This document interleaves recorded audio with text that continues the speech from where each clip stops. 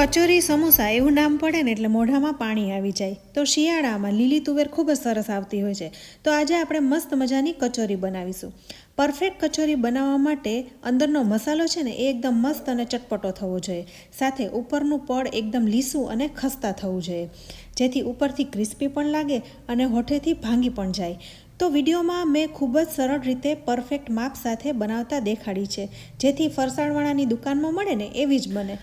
તો અહીં મેં 1 કપ તુવેરા અને પા કપ જેવા વટાણા લીધા છે. તુવેરાની સાથે થોડા વટાણા ઉમેરો ને તો સ્વાદિષ્ટ લાગે છે. હવે આ તુવેરા અને વટાણાને ગરમ પાણીમાં પાર બોઇલ કરી લઈશું. અહીં મેં એકવાર સાદા પાણીથી તુવેરા અને વટાણાને ધોઈ લીધા છે, છતાં પણ આપણે ગરમ પાણીમાં એને પાર બોઇલ કરી લઈશું. કારણ કે તુવેરમાં છે ને વધારે જીવાત આવતી હોય છે, વટાણામાં હોય છે પણ એના કરતાં તુવેરમાં વધારે હોય છે. તો એકવાર આપણે ગરમ પાણીમાં ઢાંકીને રાખી દઈશું અને માત્ર 1 જ મિનિટ પછી આ તુવેરા અને વટાણાને કાણાવાળા વાટકામાં નિતારી લઈશું.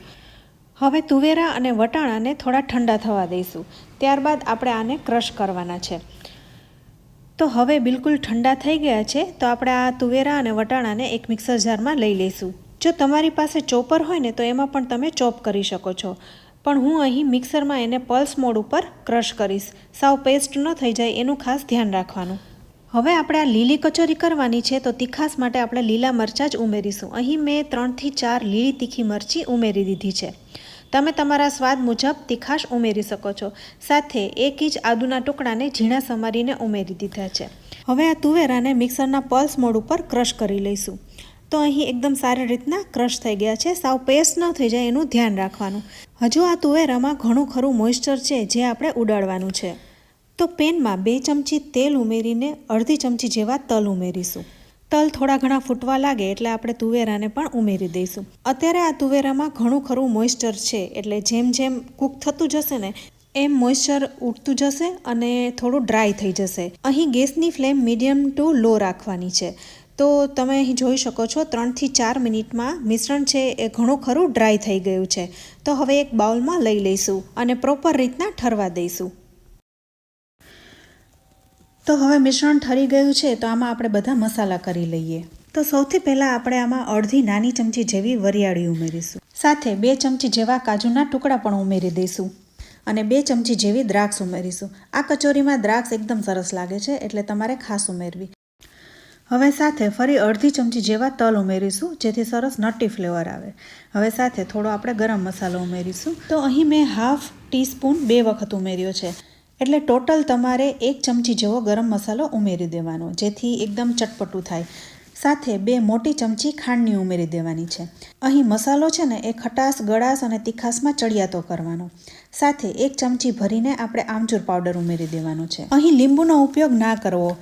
સાથે હવે સ્વાદ પ્રમાણે મીઠું પણ ઉમેરી દઈશું. હવે બધા જ મસાલા ઉમેરાઈ ગયા છે, તો સારી રીતના મિક્સ કરી લઈશું. અહીં તમે જોઈ શકો છો મિશ્રણ છે એ ઘણું ખરું ડ્રાય થઈ ગયું છે. તો હવે આટલા મિશ્રણમાંથી આપણે નાના નાના ગોળા વાળી લઈશું, જેથી આપણે કચોરીમાં સરળતાથી ભરી શકીએ.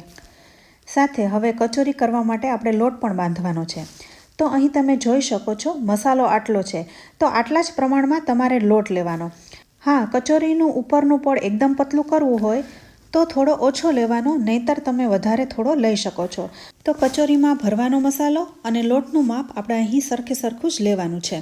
તો હવે અહીં મસાલો સરખી રીતના મિક્સ થઈ ગયો છે, તો નાના નાના ગોળા વાળી લઈએ. અહીં એક જ સરખા ગોળા વાળવા, જેથી એક જ સરખી કચોરી તૈયાર થાય.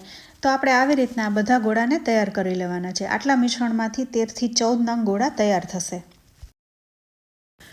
તો અહીં મેં 1/4 કપ જેવો મેંદાનો લોટ લીધો છે. સાથે સ્વાદ પ્રમાણે મીઠું પણ ઉમેરી દઈશું અને મુઠ્ઠી પડે એટલું મોણ ઉમેરવાનું છે. કચોરીનું પડ ઉપરથી એકદમ ખસ્તા ક્રિસ્પી થાય એ માટે તમારે પૂરતું મોણ ઉમેરવાનું. તો અહીં મેં આટલા લોટમાં 1/4 કપ જેવું તેલ લીધું છે. સૌથી પહેલાં થોડું તેલ ઉમેરીને મિક્સ કરી લેવું. પણ હજુ લોટ કોરો કોરો દેખાઈ રહ્યો છે, તો બધું જ તેલ ઉમેરીને ફરી મિક્સ કરી લઈશું. તો આટલા લોટમાં આપણે 1/4 કપ જેવું તેલ જોઈ ગયું છે. મુઠ્ઠી બાંધીએ છીએ તો બંધાઈ જાય છે, તો બસ આટલું પરફેક્ટ છે.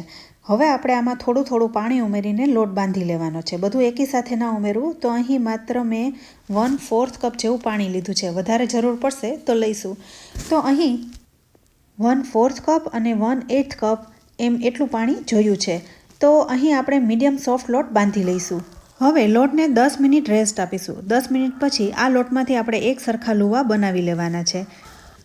તો આટલા લોટમાંથી 13થી 14 જેટલા લુવા તૈયાર થયા છે. હવે એક એક લુવાને એકદમ સારી રીતના મસળીને આપણે વણવાની શરૂઆત કરીએ. આ લોટમાં આપણે હવે કચોરીનો મસાલો ભરી લેવાનો છે. તો આ લુવામાંથી આપણે નાની પૂરી વણી લેવાની છે. કિનારીએથી પાતળી રાખવી છે. મેંદો એકદમ ચીકાસવાળો હોય છે એટલે થોડી મોટી પૂરી જ વણવી, કારણ કે એ નાની થઈ જાય છે. તો અહીં આપણે મીડિયમ થિકનેસની પૂરી વણી લીધી છે. હવે કિનારીએ થોડું આપણે પાણી લગાવી દઈશું, જેથી કચોરીનું પડ ખુલી ન જાય. તો હવે મિશ્રણના ગોળાને પૂરીની વચમાં મૂકીને કિનારીએથી પૂરીને ઉપરની તરફ લઈ સીલ કરી દઈશું. કિનારીએ પાણી લગાવ્યું છે એટલે લોટ અંદરની બાજુ ચીપકી જશે. તો વધારાનો લોટ આપણે ટ્વિસ્ટ કરીને કાઢી લેવાનો છે.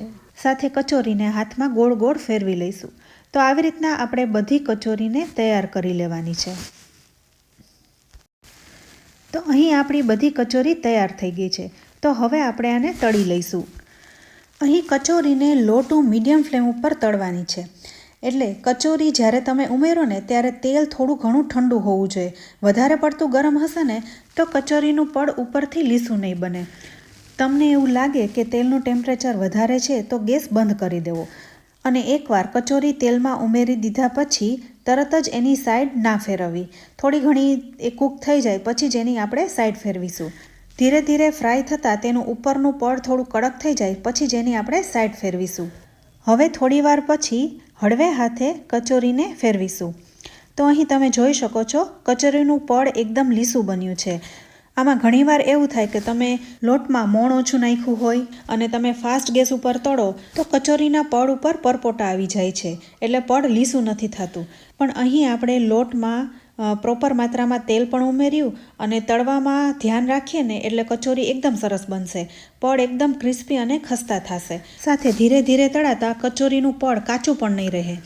તો હવે તમે અહીં જોઈ શકો છો કચોરીનું પડ ધીરે ધીરે લાઇટ બ્રાઉન થઈ ગયું છે. અહીં તમારે પડનો કલર જેટલો ડાર્ક રાખવો હોય એટલી તમારે વધારે વાર તળવાની.